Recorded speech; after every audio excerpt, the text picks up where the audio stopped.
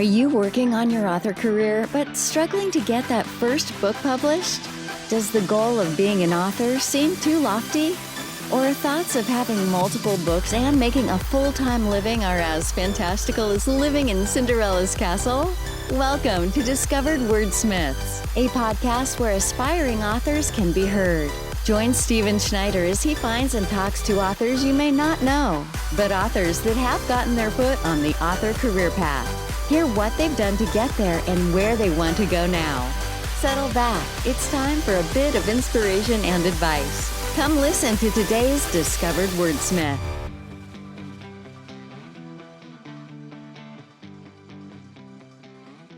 All right, well, today on the podcast, I've got Brooke Davis. So welcome, Brooke, to the podcast. Thank you very much for having me. I'm excited to be here. Great. And I don't know, is it snowy where you are? We've had snow lately. You know what? We did get just a little bit of snow, but it's supposed to be warmer and it's melting off very fast, as it always does here in the Rocky Mountains. It seems to snow and then go. Nice. Yeah, well, we've actually had more snow this year than the last couple. So I like snow, so that's good. I do too. And we could use a little bit more, but we'll take what we get. Right. So, Brooke, before we get started talking about your book, tell us a little bit about yourself, who you are, what you like to do besides writing. So I'm originally from Southern Indiana, and I grew up there, and I went to school there. My schooling was in business, ironically enough. Grew up in the country, love to be outside, photography, hiking, traveling in the West. I've been in Colorado over 20 years now, and just love it. Love going around in the mountains. Yellowstone Park is a favorite. Montana is a favorite as well. So you're an outdoor person. Mostly in the fall and the spring. Not so much in the summer. It can get a little warm, but it is beautiful here in the West most of the time. So yes, I like being outdoors a lot. With all these activities, could I ask, is writing your full time or do you have a day job? You know, writing is I would like for it to be my full time. It is not quite full time yet. I also have a certificate in wellness coaching. So that's what I do along with writing. Several things together. What made you decide to start writing? You know, writing has always been an outlet for me, just really of thoughts and emotions. I have been journaling for a long time, and I know that writing a book is very much not the same.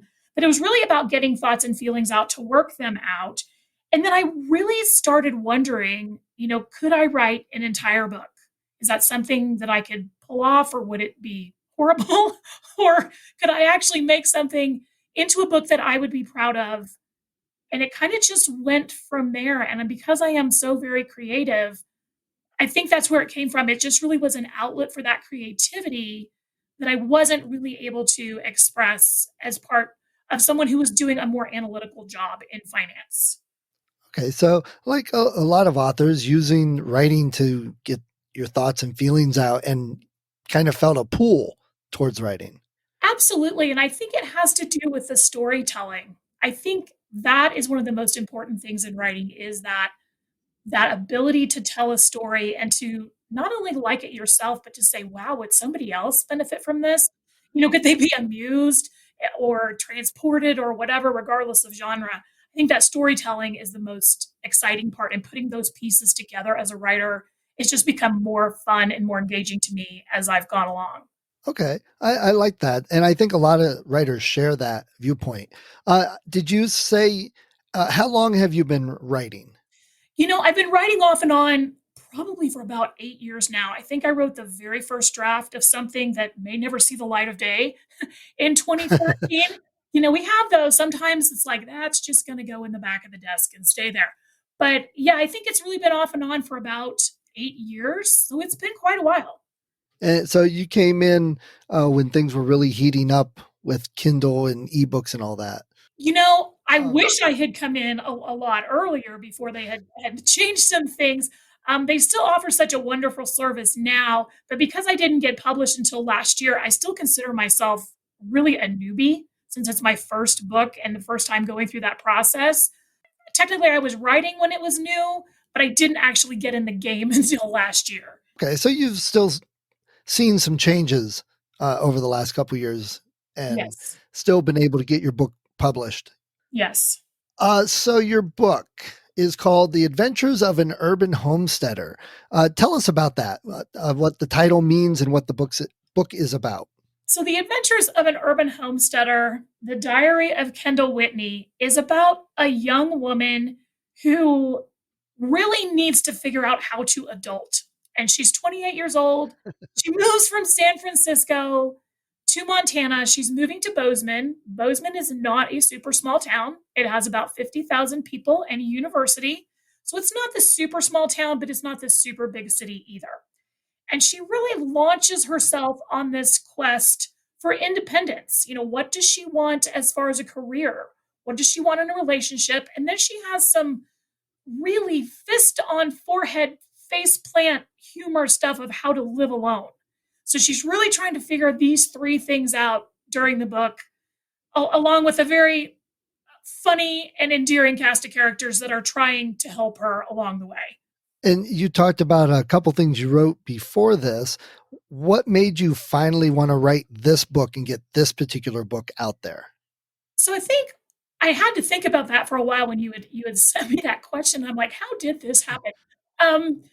Really what happened was the first thing that I wrote that probably will not see the light of day was very heavy and very serious and pretty emotionally draining to write. And I realized afterwards, I'm like, I need to write something fun and lighthearted that is going to make me laugh, that is going to make people laugh.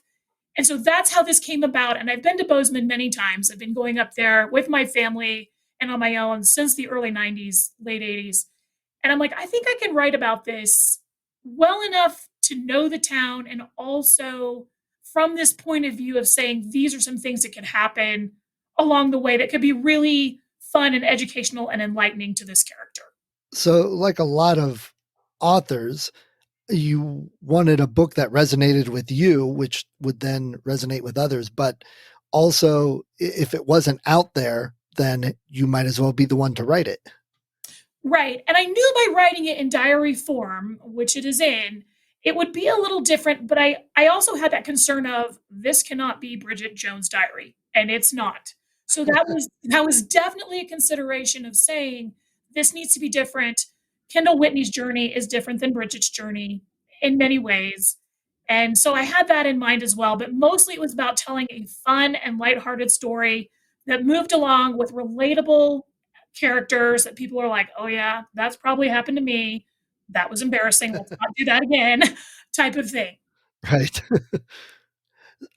And this is traditionally published, or you published it yourself? I did self-publish this one. Did you consider trying to traditionally publish, or did you always want to publish it yourself? I always wanted to self-publish this one.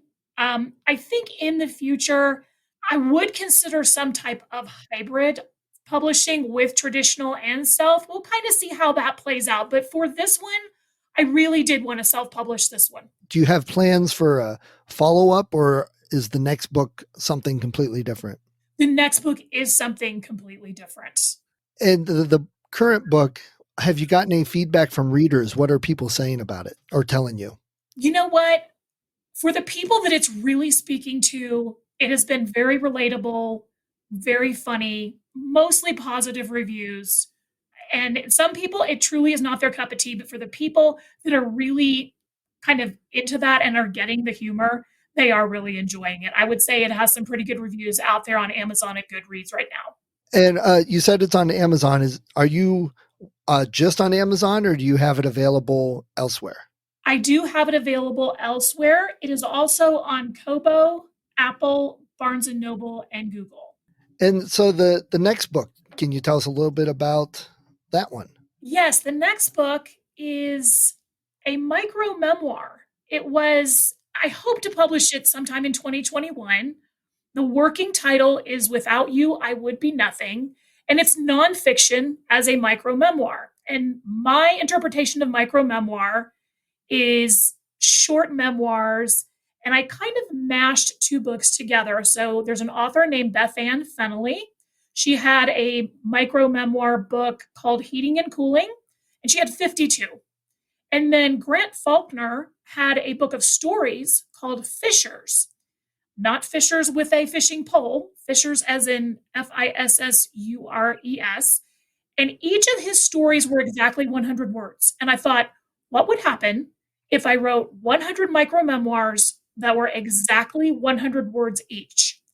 And yes, that is as daunting as it sounds. Wow. um, so that Nothing like a good challenge. exactly. And it really was, but it forces you to be really smart with language and emotion and what you want to convey. And that book right now is in the beta reader stage. So it's moving along.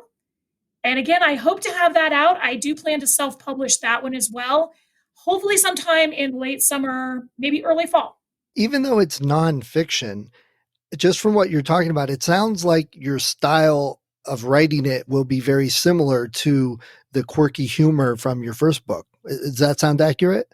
There's definitely some quirky humor in there. It does take on a more of a serious tone. It's about really talking about how place, experience, and people move through your life. And it talks about the aging process. It also talks about me losing my father to Parkinson's and Alzheimer's and how it kind of moves into that. But there's definitely a mix of that quirky humor in there as well. The Adventures of an Urban Homesteader. How much would you say is like a reflection from your experience and life compared to the memoir? I want to make sure that I understand your question. I definitely think there were some reflections of things that did happen to me in Adventures of an Urban Homesteader. Because we're going from fiction to nonfiction, I mean, clearly as a micro memoir, it is very, very personal. Stylistically, there will definitely be some things that are similar, but because I chose to make everything 100 words in that micro memoir, obviously that was more challenging. Is that's kind of what you were wanting to know? Yeah, I guess a lot of times when we write, we write a story that is not based on our life, but we put a lot of ourselves into it, and obviously that's what a memoir does. I was just curious if your fiction book was a bit of a fictionalized account of some of your life or experiences. I would say in many ways, no, it really was Kendall's experience. I definitely think there were bits and pieces there.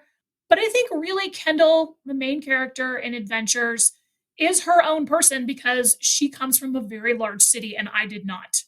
I did not have that experience growing up. I also am an only child and Kendall has siblings. So I would say there are a few things, but not too much. She really is her own woman in that book. And are you finding any challenges going from fiction to nonfiction?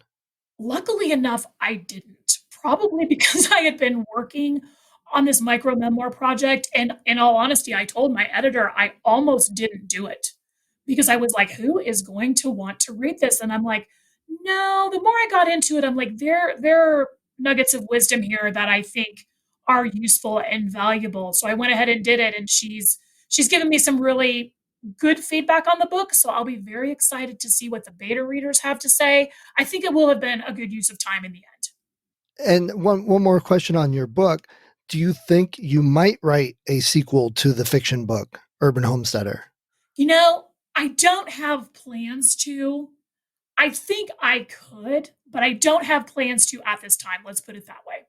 I find interesting because there's so much of a push nowadays for everything being a series that you write 3 books of anything instead of just one. Right. Which is, and I think that's going to be fascinating because I have writer friends who very much write in the series. I tend to write my ideas as single standalone books. So yeah. And that's completely valid. I think too often people get stuck on, oh my God, everyone's saying I have to do this. And you don't necessarily have to. There are plenty of books out there by authors that are standalone without being in a series that are very, very popular. Absolutely. So let me ask you, when you were growing up, I assume you've been reading for most of your life. What are some of your favorite books and authors? So I did have some in childhood. Most of the authors that I've been reading lately that have come to be my favorites. One is Kate Morton. She wrote The Distant Hours, also The Clockmaker's Daughter. I read The Distant Hours in one day. I literally could not put it down. I had the Olympics on Well, mute. that's a good recommendation. Yeah, I had the Olympics on mute. I talked to my mom for 30 minutes and I'm like, I gotta go because I gotta finish this book. Nice.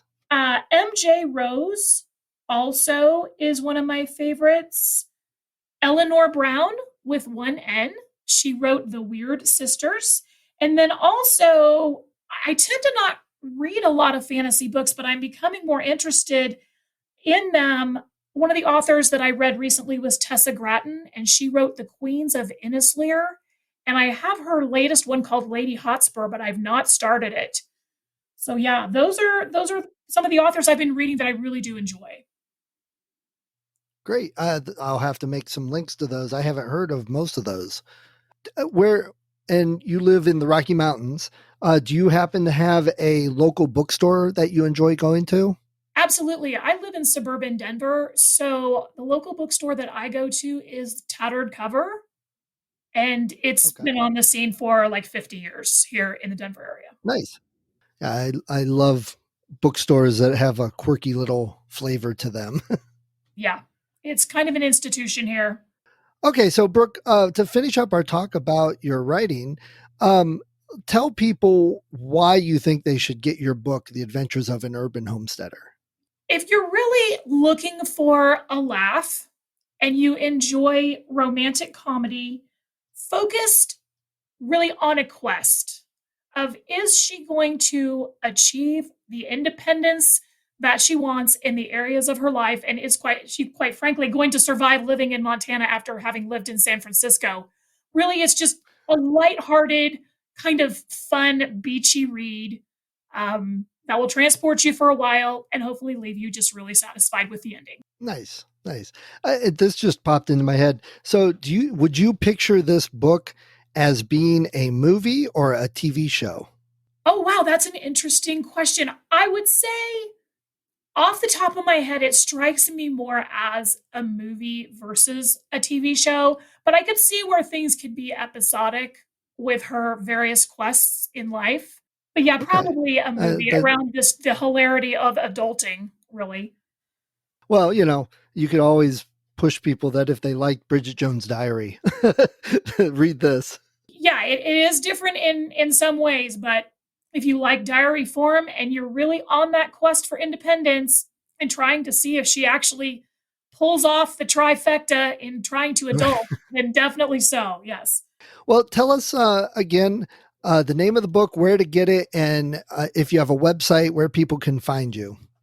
Yes, so the name of the book is Adventures of an Urban Homesteader, and my website is www.brookedaviswrites.com, and Brooke is spelled with an E. You can get it there. You can also get it on Amazon, Kobo, Apple, Barnes & Noble, and Google. And I do have Brooke, I do have both print and ebook editions available. Nice. Let me ask, a lot of people don't do print nowadays. Why did you choose to do print? I think because I'm one of those readers who likes to hold the book in my hand. If I'm reading, generally, I'm reading from a paperback or a hardback, in all honesty. And I also think that as a new author, I really just wanted the experience of holding that hot little book in my hand and saying, I did this, because it's a big deal. Right. It takes a long time.